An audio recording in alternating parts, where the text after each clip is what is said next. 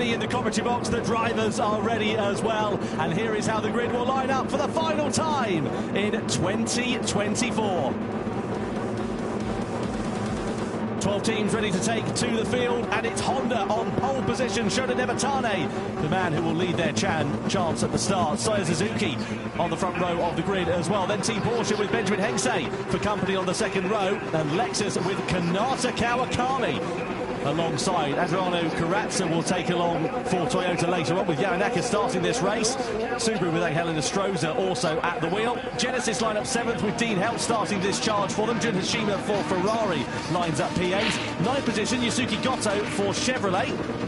10th is Mercedes-AMG with Guy Barbara starting their charge. Then it's Audi and Daniel Penko, the Spaniards. And Mazda completing the 12-driver strong field with Robbie Heck. Now, the only dry compound of tyre that the teams have are the medium compounds. And as the track is dry, they are all starting on the mediums here, Jimmy. Now, it's a rolling start, so we shouldn't expect any dramas down towards the first corner. But up the rise through Rouge and Radion, there's a good chance of some overtakes.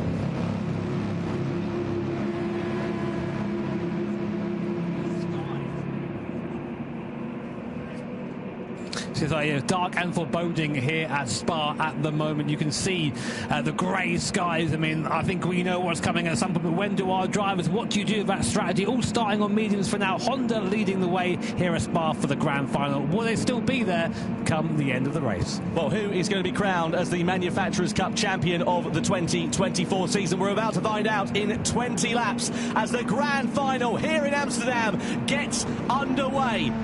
Honda leading the field across the timeline. We are ready to go racing for one more time this season and crown our world champions here at Spa. Honda lead the field down towards the first corner, and already a flash of rain looks like it's beginning to start in these early stages. BMW, Porsche, Lexus leading them down towards the first turn. Out of La Source, up through Eau Rouge and Radion, and on the run to the Camel Straight and into Les Combes is where we'll see the slipstream coming into effect. And of course, for Nevatane, the man who's leading the charge, he does not have that hole being punched in the air in front of him, so he may be under a bit of pressure in the early stages. You can already see a little bit of water on the racing line on the circuit, so let's see how this one works out. Here come BMW against Honda. Up the Camel Straight we go into Les Combes, and Suzuki takes over the lead in the early stages at the front. Yeah, I mean, easy there. Porsche also got the inside. Big lunge there by Team Porsche, knocking Honda off, returning the favour on Team Honda. Big slap there. I think that's Nevatane at the wheel there off that Honda. I mean,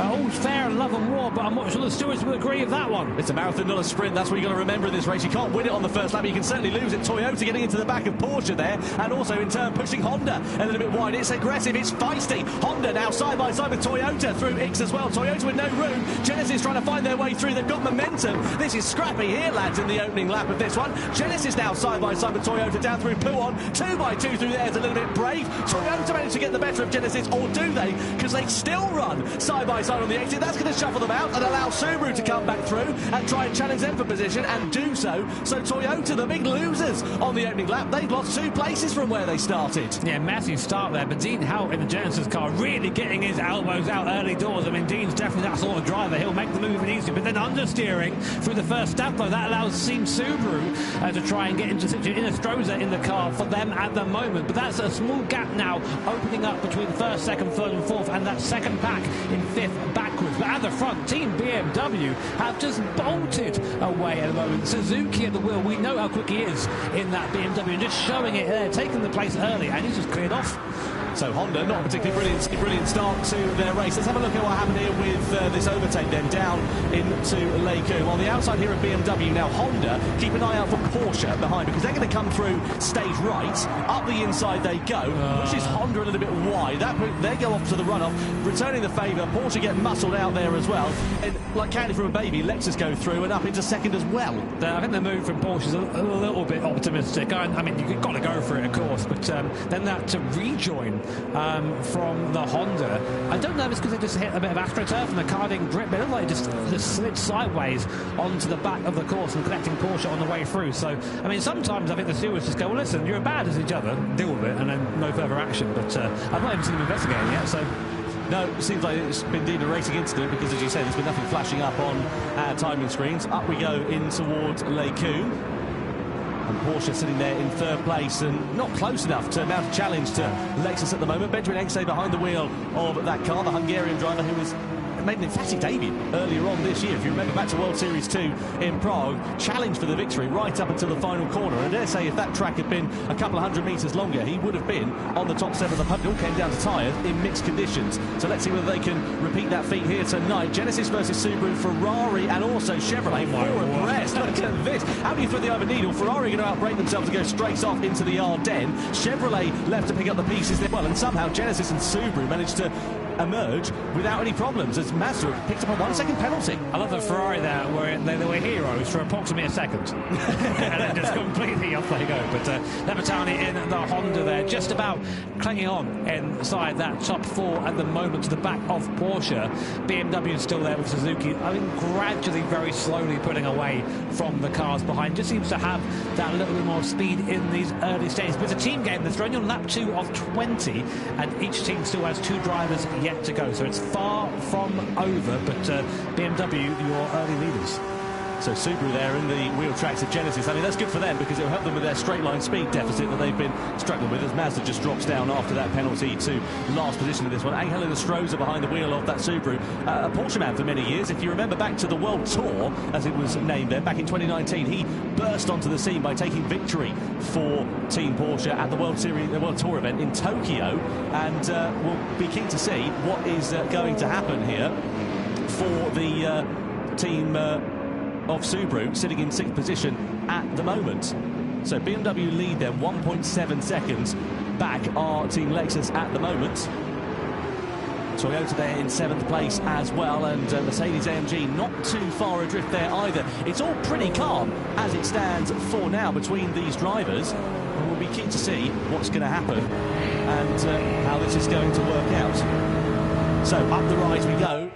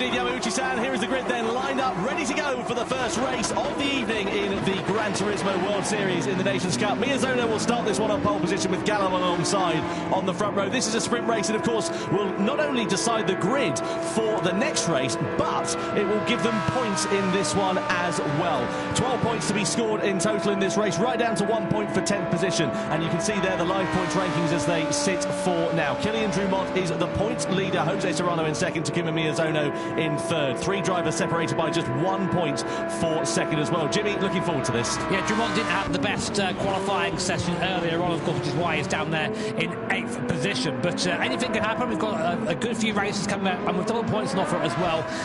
All can change. Certainly can. So Takuma Miyazono will lead the field across the timeline then as we get ready to get this one underway. There are the competitors in the bottom left of your screen. Nations Cup action at the Gran Turismo World Finals for this race is about to begin. What will happen is the 12 drivers come across the line and we go racing here in Amsterdam. Miyazono leads the field down towards the first corner, followed by Gallo, Lopez, Serrano and De Bruyn inside the top 5. Over the crest of the hill we go. A fast and frightening first couple of corners as they're pretty blind. We don't really hit the anchors until a couple of corners later. And given the fact that the field is quite spread out due to the rolling start, don't expect any moves in the first couple of corners, but especially as we get onto that long back straight and head in towards the hairpin at the end of it. it, that's when I'm sure we'll see the drivers making their first overtakes for position. Ricardo leading, NSX leading, F40, Miyazono, Gallo and Lopez breaking away from the front of the pack. Also going with them is Jose Serrano. But we're about to get to our first big straight here, our first big...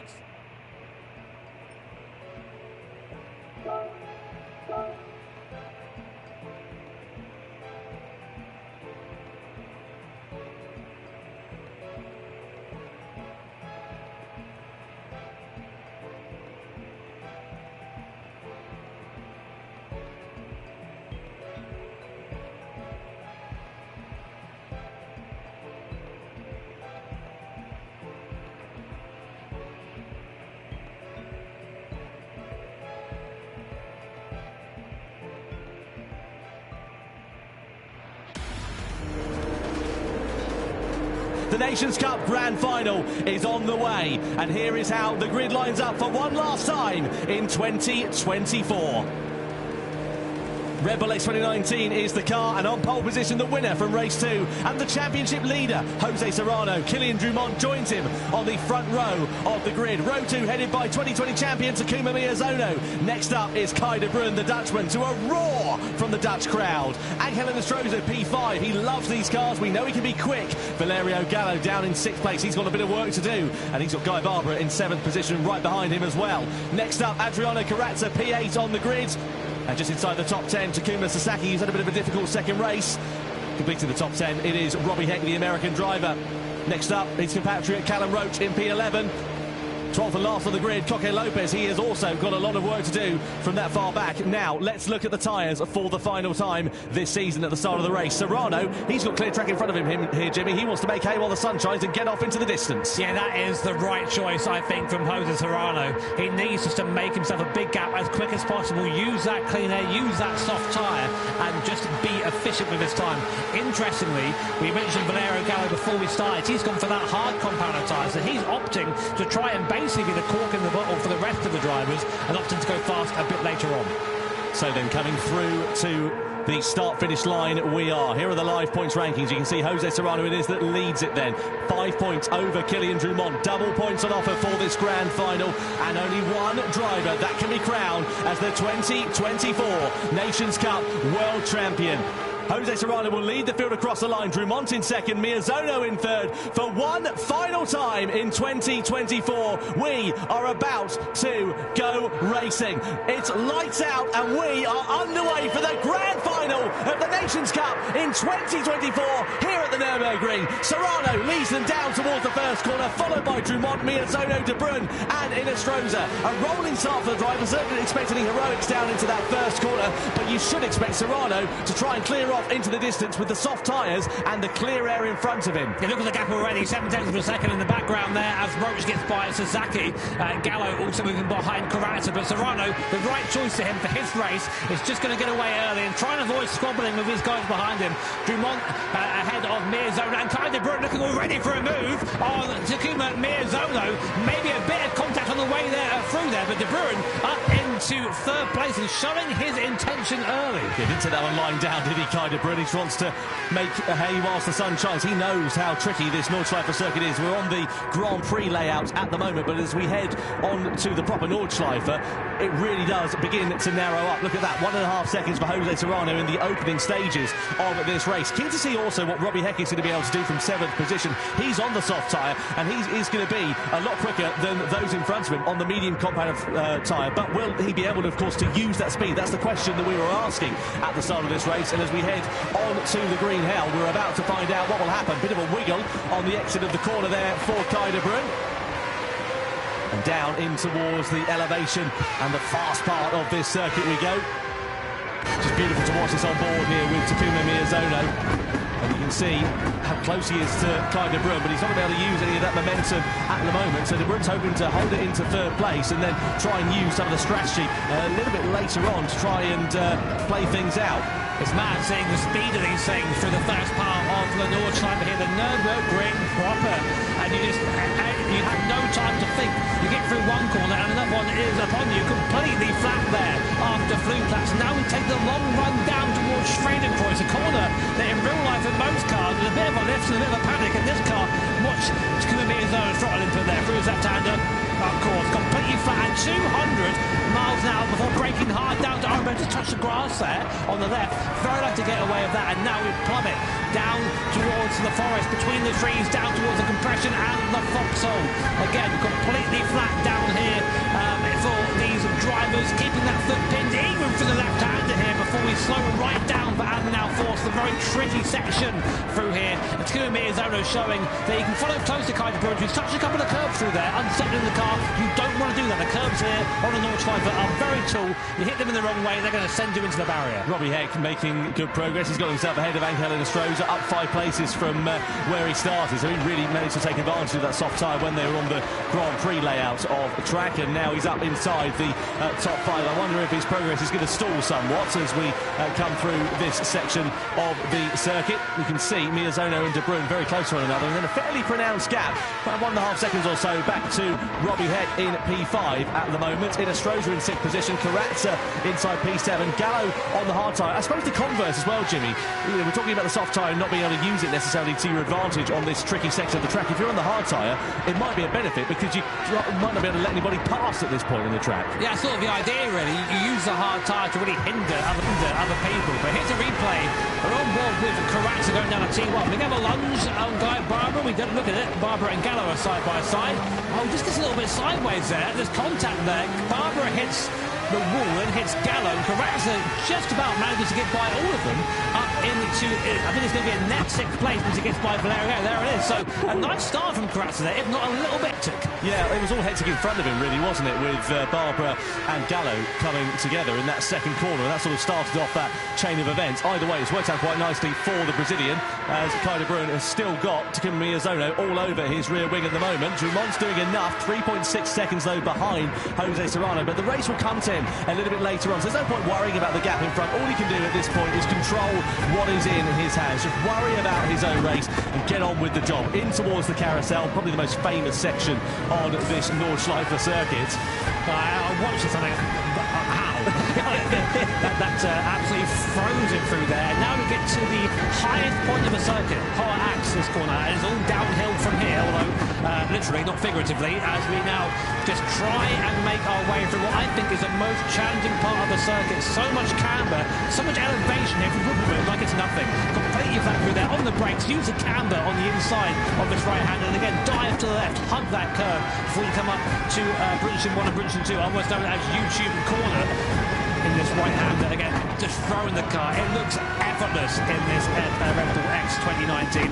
It's just ridiculous to watch this, isn't it? So blind they are, those corners as well. They come up you so quickly, don't they, through there. Just a little bit wide through on the left hand. There's a few moments to go down through the compression. We go into there. Lift of the throttle there. It's a fan's car. What's going on? I could not keep up with this. This is too much. I mean, like, this is why these drivers are the best in the world. It might look easy watching it, but you think how quickly these corners are coming up on you. You have to be precise every corner, otherwise you end up just spearing off the barrier. Kind of carousel now. See, De Bruyne not quite. See, this is what I mean. A little bit eager on the throttle there, and then slow on exit, and that means he's going to be under attack from Takuma Miyazono going on to this long back straight that got into her. Yeah, lovely to see the Dottinger her again. Great chance for some slipstreams as well. De Bruyne is being pulled along somewhat by Kylian Drumont. Miyazono, did he lift off the throttle there coming down that back straight? Just wonder, because he was quite close to Guy De Bruyne and he's not quite able to find his way past. Maybe sending a bit of fuel in the early stages of this race, something to consider as well, because they are pretty thirsty machines, this one. He is now side by side at the end of the Dottinger her, then through the left hander we go, and still he is on the outside here, but you've got to be careful because it's a bit sketchy going through there as it's so close to the grass into the braking zone. We've seen a few incidents there in the Gran Turismo World Series over the last 6 years or so. Thankfully, not this time. Yeah, to give you an idea of the pace advantage, it's a 6.24 from Serrano from a standing start for a rolling start, and a 6.30 from Kylian Drumont. So that's a 5-second difference there between the two drivers, and Drumont now doing a good job in second place. so faster than the medium runners, but not able to keep the pace of Serrano on that soft. Lopez opting to come in early from that hard compounded tyre, as we thought he would, but Gallo, from what I can see, has opted to stay out another lap. I was just about to say, interestingly, Gallo and Barber have not decided to pit then, so they're going as long as they can on the hard tyre. I mean, we generally say that the hard tyre is lava. You want to stay off for as long as possible, for as short time as possible, but there's obviously some method in the madness here for Coque Lopez. He thinks he can either eke out either the soft or the medium tyre an extra lap. Again, it doesn't sound like a particularly long amount of time, but when you consider the amount of tyres, the amount of force and energy going through them, a lap around here, it's an awfully long time, and you've got to make that gamble and be confident in it before you come into the pit lane, because if you've made a mistake, well, you're going to pay for it for the next 6 minutes. I mean, I did watch some practice earlier on, and the soft tyres are pretty cooked after 2 laps, with Serrano just gone on to lap 2 of that soft tyre. So I think it stands to reason the medium might struggle to do 4 as well. But we settle on and watching Kaiser Brun making his way through the chicane, very, very quick through there, and now back on to the Nordschleife, the northern loop. Really awesome to see these cars make their way around this legendary circuit. I mean, we'd race it every time we come here if it was up to me, of course, but that's why it's not up to me. Look at the fuel, though, there for Serrano versus Drummond, etc. You know, he's done about 6 or 7 litres more fuel, Jose Serrano. Doesn't sound like a particularly great deal, but that's, you know, another couple of seconds in the pit lane that he's going to spend putting fuel into his car relative to those around him if he's not able to save it. The crucial thing is, of course, that Serrano doesn't have the advantage of the slipstream. He's punching the hole in the air. Those behind the likes of Drummond, they of course can afford to save a little bit of fuel. We saw that with Miyazono on the first part of the Dottingham Hill, just lifting off of the throttle, coasting as it were, and just trying to save those crucial sort of litres, as it were, to try and give him an advantage when it comes down to the pit stops. Yeah, I mean, there is going to have to be fuel that goes in the car. We calculated around 96 litres for the entire race, give or take. And these guys are burning through that fuel quickly. The best on fuel so far actually is this man, Steven Miyazono. He was doing what he said he was doing earlier on, just sort of hanging behind Kaiser Brun, being pulled along by this train in front of him, but also saving that time in the pit stop. There's so much that goes into these races. It's not just good enough to be fast, you've got to be smart as well. And Miyazono has always been that sort of person that has that running in the back of his head, had that capacity to think about things, and that's super important to be successful here in the GT World Series. The good thing is for Coque Lopez, though he pitted at the end of lap 1, it's a bit of an outlier compared to the rest of the field. He has got, obviously now, a lovely bit of clear track in front of him, 21 seconds to not worry about closing up onto the back of any cars. The risk is, of course, if you go for the soft tyres in the middle stint and you end up stuck behind someone who's on a medium or a hard compounded tyre and you can't find your way through, well, it's all in vain, isn't it, really, because you've got that extra pace and no opportunity to be able to use it through these sweeping corners that, again, so blind that you've got to be so precise and lightning on the reactions that this is where the dirty air will really be beginning to kick in. So that's the converse, of course, because it will cause you more tyre wear, despite the fact that you can save fuel in a straight line. Yeah, through Adenau here, there's medium speed corners, so if you lose the grip, you really feel it as we go back up the hill once more. Interestingly, we'll keep one eye on Coque Lopez, because he's gone a completely different direction from everyone else. He's pitted super early, got that hard tyre off, and now he's on a soft tyre with no one in front of him, so he can just push into that gap as hard as possible. This is what Lopez tends to do. He never ever seems to be in a good position going into far races, but always finds a way to make the strategy work. So go back on board with Kaiser Brun. There is the trophy. These guys are all fighting for the Nations Cup trophy. Which man will have his hands on that when the race checker flag falls on lap 7 in a few moments' time? Kaiser Brun still there, still on board, getting a time nil from Kylian Drummond. Fuel-wise, Kaiser Brun and Miyazono have used about 3 litres less fuel than Drummond in front. So staying where they are now actually might be, I mean, that's worth a second. It's 3 litres per second. That's it, yeah. So they're just playing the smart game at the moment, biding their time. It's a marathon, not a sprint. You've got to be careful. You've got to use your head in these races. Unlike what we saw in the first one, where you can sort of afford to lunge your way through on the inside or send it around the outside and, you know, throw caution to the wind, so to speak. You can't do that here in these longer form races. You've really got to be sensible, figure out your strategy and find something that works for you. And also, crucially, not make too many mistakes, because a second here, a second there, half a second even, could be absolutely critical. Really interesting to see what the lap time's going to be for these guys on that medium tyre. 6:24, this is ridiculous for them to fall down. To give you some context, of course, I'm lucky enough to race the equivalent of a Group 4 car in real life, and our best lap time was like an 8:38. That's 2 minutes, 2 and a bit minutes faster. That's just ridiculous around here. I'll give it about time, Jimmy. It's probably, you know, a matter of time before you end up in some kind of fast prototype, isn't it? Oh, please, not here, please. don't Shut your eyes, turn the way, hope for the best, I just don't want to do it. left-hander as they make their way through, and Kai de Bruyne, as we said, just biding his time, keeping it patient. Rota's got a penalty as well down there in 8th position. Didn't quite see exactly what that was all about. He's made up 3 places though from where he started, but he's got Sasaki not too far adrift down there in 9th position. Gallo also, as we know, on the hard tyre as it stands for now. We should see a flurry of activity in the pit lane at the end of lap 2. For my money, you're going to see at least the hard shod runners coming in. I reckon we're probably going to see the soft shod runners of Serrano and Heck probably pitting, because I don't think they'll have much life left in them. Interestingly, the gap to the front hasn't extended in the same way, so I think we're seeing that second lap on that soft tyre is nowhere near as strong as the first. I mean, to be expected. Serrano's tyres now are starting, you can see that the rear tyres are starting to hit the point where they're really, really struggling. That'll be bad traction, bad braking, and the bad tyre wear affects everything about a car. As we come down again, watching Kai de Bruyne again, me as owner, I've got the impression